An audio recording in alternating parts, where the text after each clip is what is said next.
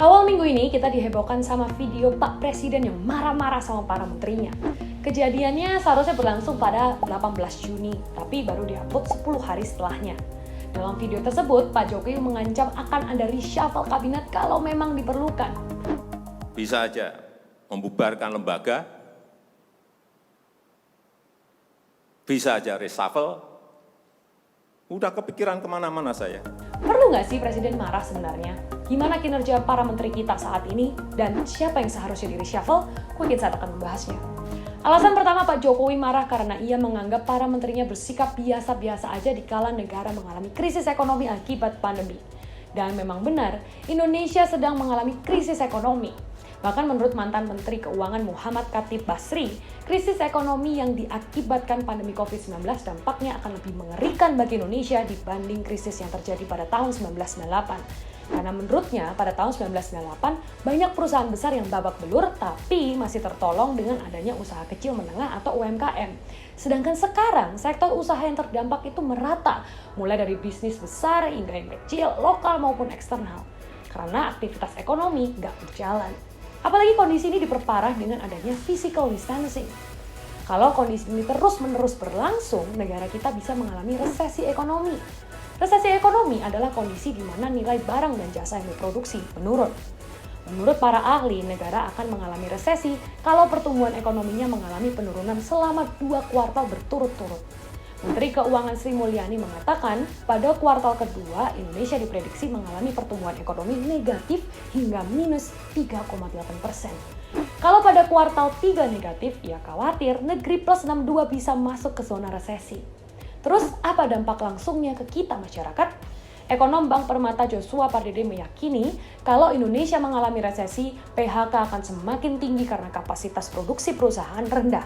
Padahal sekarang aja, menurut Menteri Ketenagakerjaan Ida Fauzia, jumlah pekerja yang di PHK per 27 Mei 2020 udah mencapai 1,7 juta pekerja. Apalagi nanti. Ngeri deh. Kalau udah banyak yang di PHK, pasti efek dominonya ke peningkatan kemiskinan. Jadi pantas aja Presiden Jokowi marah besar karena hal ini. Yang kedua, para menteri dinilai Presiden belum melakukan belanja kementerian secara maksimal. Salah satu menteri yang ditegur keras oleh Presiden adalah Menteri Kesehatan Agus Terawan Putranto. Jokowi menyebut anggaran sebesar 75 triliun rupiah di bidang kesehatan baru terpakai 1,53% saja. Padahal pakar kebijakan publik Universitas Gadjah Mada Profesor Wahyudi Kumorotomo menilai sudah banyak tenaga medis termasuk dokter yang gugur karena kurang APD dan tes tidak akurat akibat kurangnya PCR. Tapi anggaran yang begitu besar justru nggak bisa dikelontorkan karena masalah prosedural atau justru kementerian yang kurang cekatan. Selain kurangnya PCR, banyak juga masyarakat yang mengeluhkan mahalnya harga tes PCR di Indonesia. Di negara tetangga seperti Malaysia misalnya, rata-rata tes PCR dihargai sekitar 1 juta rupiah.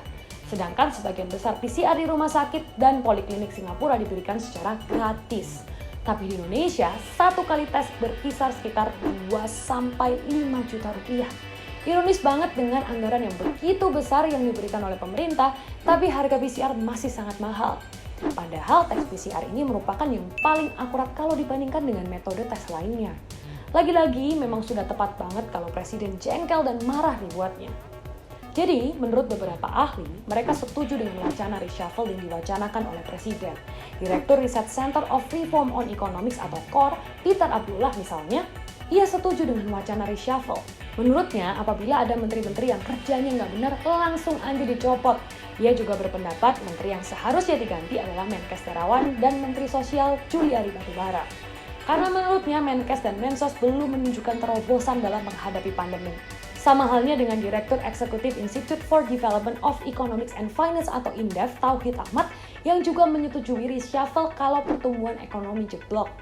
Sedangkan ekonom INDEF, Bima Yudhistira menyebut, salah satu menteri yang menurutnya bisa kena reshuffle adalah Menteri Koordinator Bidang Perekonomian Erlangga Hartarto dengan alasan Menko Perekonomian dinilai gagal mempercepat realisasi stimulus di bidang dunia usaha dan UMKM.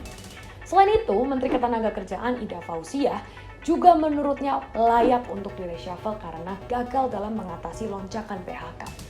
Sedangkan kalau dari sisi masyarakat, berdasarkan survei yang dilakukan oleh Arus Survei Indonesia atau ASI, dapat disimpulkan bahwa 75% publik atau responden mengaku setuju akan adanya reshuffle kabinet.